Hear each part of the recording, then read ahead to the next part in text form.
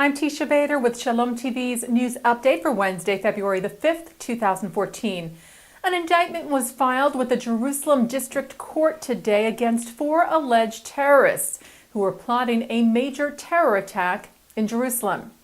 The terror cell, made up of 4 Palestinian East Jerusalem residents between the ages of 19 and 21, all hailing from the East Jerusalem neighborhood of Jabal Mukaber, were named as Anas Wiset, Basel Abidat, Ahmed Saror, and Amru Abado.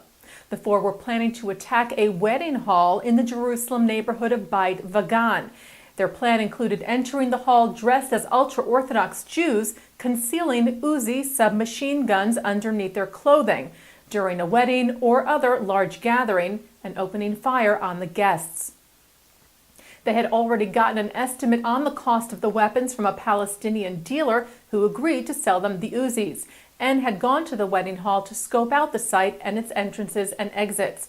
A remand hearing for the 4 was set for tomorrow. Charges were brought today against 3 Jewish men accused of being involved in a price tag attack last November.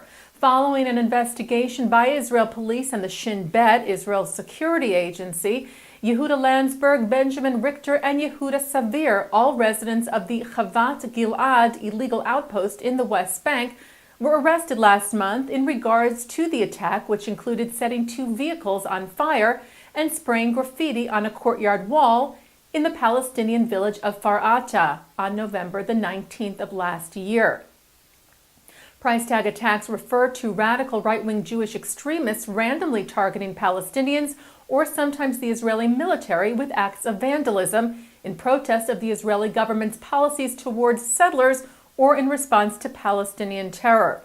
Landsberg has been involved in such attacks in the past, but there was never enough evidence to prosecute him. Richter has also been arrested several times over the past few years, including for an alleged physical assault on 2 Palestinian men last year in the West Bank, though no serious charges were ever brought against him. Landsberg reportedly confessed to the recent charges of arson and vandalism and also incriminated Richter and Savir, who were then brought in for further questioning.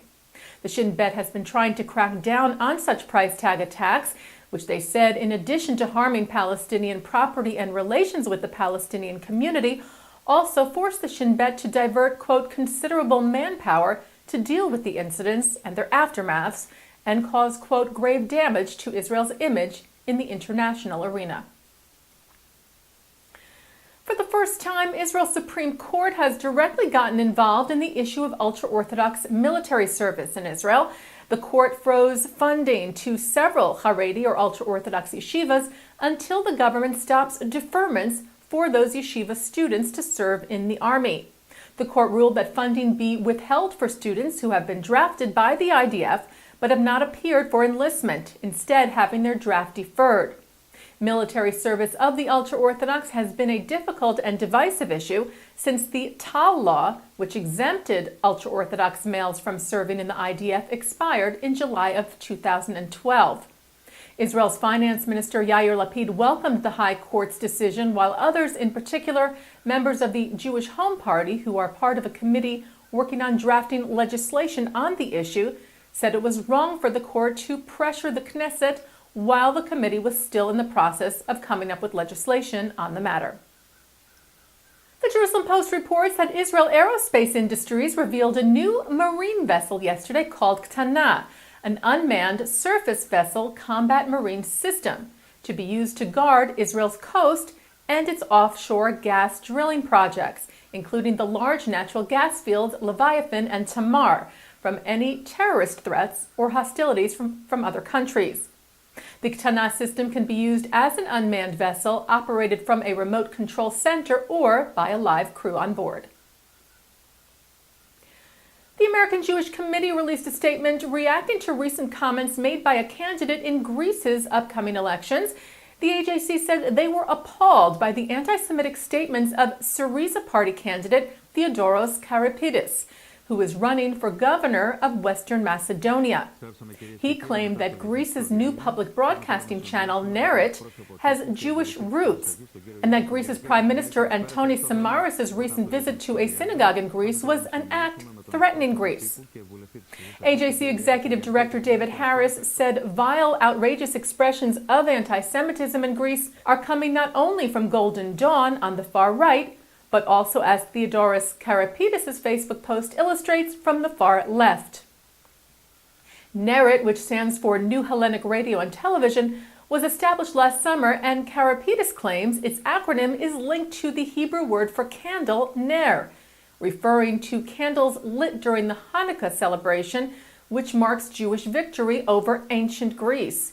He wrote on his Facebook page that Samaris is organizing a new Hanukkah against the Greeks. AJC Executive Director David Harris said whipping up hatred of Jews for all kinds of alleged conspiracies is an all too familiar and long-time tactic of political extremists with nothing constructive to offer about real-life issues facing their country. Harris also praised Greek Prime Minister Samaris and his government for rejecting the dangerous attacks and for recognizing the right of the Jews in Greece, like all of its citizens, to live in peace and dignity. The oldest synagogue in Portugal is set to be restored and ultimately turned into a museum. The start of the restoration of the Sabar Hassamain synagogue on the island of São Miguel was marked in a ceremony earlier this week by the mayor of Ponta Delgada, which is the capital of the Azores archipelago, José Manuel Bolero. The synagogue is said to be the oldest synagogue still intact. It was founded in the early 19th century and will cost about $290,000 to restore over the next 8 months. Bolero told a local TV channel, "We plan to create the necessary conditions for the preservation of the memory of Jewish presence in the Azores through turning it into a museum." Massachusetts State Senator Michael Rodriguez was also present at the ceremony this week. Rodriguez has been involved in the work of the U.S.-based Azorean Jewish Heritage Foundation, which has pushed for the restoration of this project. A tin of marbles that Anne Frank used to play with and gave to a friend for safekeeping just before she went into hiding from the Nazis is set to go on display today in the Netherlands. The Anne Frank House Museum said the tin of marbles will be on exhibit at the Kunsthal Gallery in Rotterdam. The marbles, together with a tea set and a book, were given by Anne to her non-Jewish friend Teisha Coopers, who lived in the building next door to the Franks in Amsterdam, telling Teisha, "I'm worried about my marbles because I'm scared they might fall into the wrong hands. Could you keep them for me for a little while?" And Coopers did keep them for her. After the war ended, Coopers offered the items back to Anne's father, Otto, the only member of the Frank family to survive, but he told her she could keep them.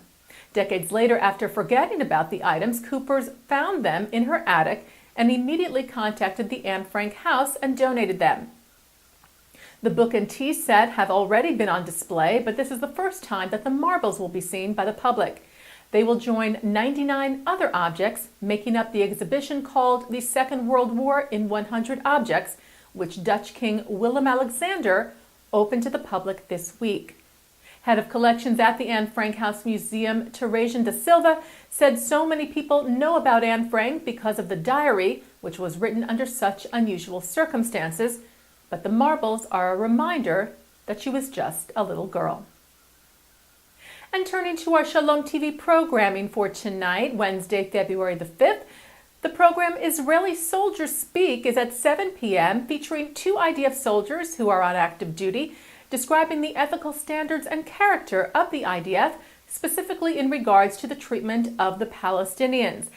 That is followed at 7:30 with the Friends of the IDF Gala, and at 9, FIDF National Director Yitzhak Gershon talks to Mark Golub on L'chaim about his Jewish background, his service as a combat commander in the IDF, and the prospects for peace. That's tonight here on Shalom TV and shalomtv.com. And that's Shalom TV's news update for Wednesday, February the 5th, 2014. I'm Teisha Bader.